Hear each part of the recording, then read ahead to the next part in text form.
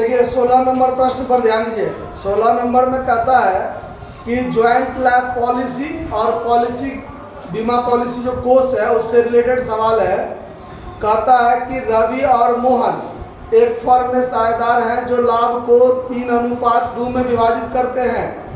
1/3/2016 को जो है फर्म का समापन हो गया है, ठीक है। उसके बाद है उस तारीख को बैलेंस शीट दिया गया है। लायबिलिटी साइड में ऋण है यानी लोन, क्रेडिटर, कैपिटल, एसेट्स में कैश, बिल्डिंग स्टॉक और पीएल अकाउंट। तो सबसे पहले आप रियलाइजेशन अकाउंट का फॉर्मेट खींच लीजिए।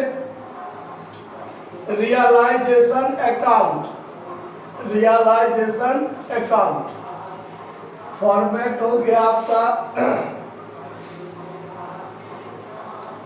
Debit credit. सबसे पहले टू सन्ड्री एसेट्स कीजिएगा। टू सन्ड्री एसेट्स में देखिए बिल्डिंग और स्टॉक दो ही संपत्ति है जो बिक्री योग्य है। बिल्डिंग है 10 लाख का, बिल्डिंग 10 लाख का, और स्टॉक है आपको 80,000 का, मिलाकर 10,80,000। क्लियर है बात। उसके बाद bye sundry liabilities, bye sundry liabilities. तो सन्ड्री लायबिलिटीज में क्या है कि क्रेडिटर है और लोन है। लोन है आपको 1,40,000, लोन 1,40,000, और क्रेडिटर्स है आपको 2,60,000, 2,60,000, मतलब कि 4 लाख टोटल हो गया, ठीक है। अब एडजस्टमेंट में है कि भवन को 4.5 लाख में बेचा, स्टॉक को 2 लाख में बेचा, तो रुपया वसूल हुआ। तो रुपया वसूल हुआ तो क्रेडिट साइड में लिखेंगे by cash account assets realise. Building, building को 4.5 लाख में बेचा और स्टॉक को कितना में बेचा है? 2 लाख रुपया में बेचा है, मतलब 6.5 लाख रुपया वसूली हो गया, ठीक है। लेनदारों को खाते के पूर्ण भुगतान स्वरूप चुकता किया 2,40,000 रुपया।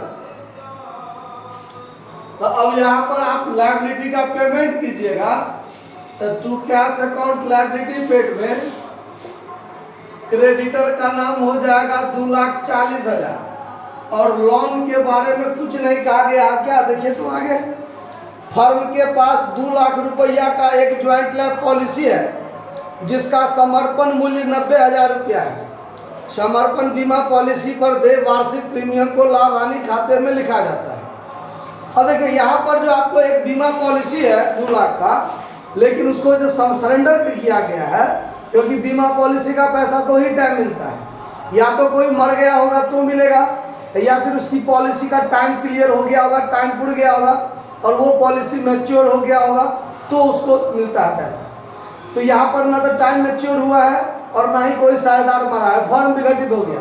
तो फर्म के पास जो पॉलिसी था वो पॉलिसी क्या कर दिया गया? समाप्त कर दिया गया, बंद कर दिया गया।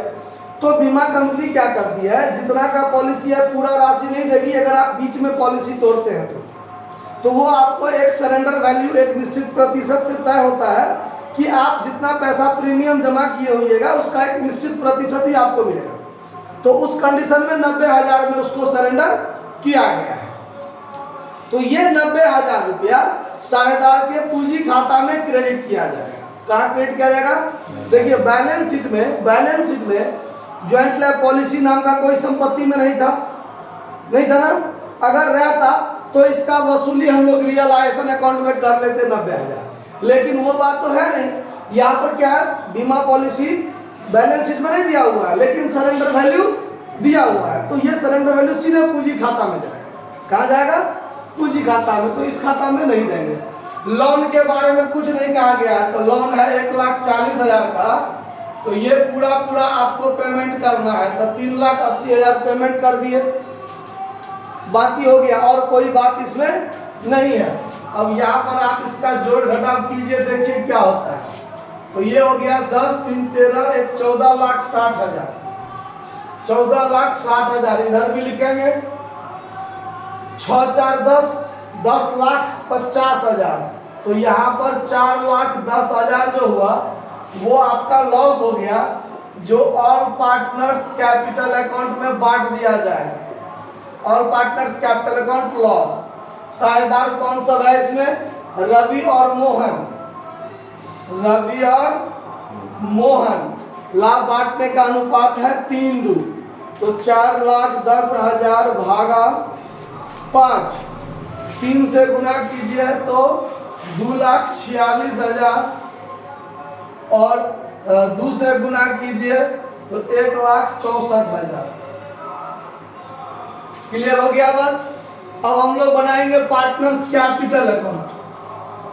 पार्टनर्स कैपिटल अकाउंट जब इसको बनाएंगे तो देखिए कैसे बनेगा। फॉर्मेट तो आप लोग को पते है।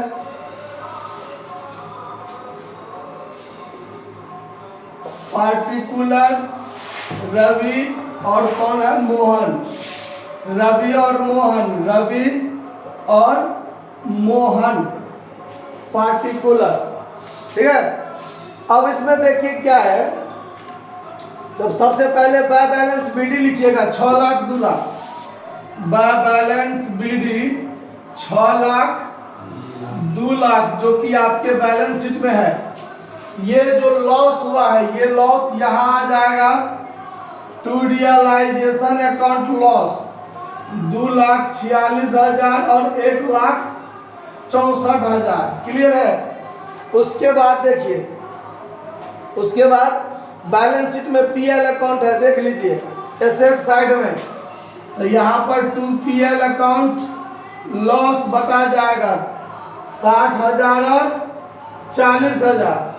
और देखिए ये जो सरेंडर वैल्यू 90,000 में सरेंडर वैल्यू हुआ है वो चीज यहाँ बता जाएगा। By joint life policy account करके कोस्ट में सरेंडर वैल्यू लिख दीजिए। ठीक है। और 90,000 को 3:2 अनुपात में बांटिएगा तो 54,000 36,000 हो जाएगा। 54,000 और 36, 3×2 5। 90,000 में 5 से भाग दीजिए तो 18,000। 18 दिया 54,000, 18 गुना 36,000। क्लियर है बात? बस हो गया। अब इससे ज्यादा बात इसमें नहीं है। ठीक है।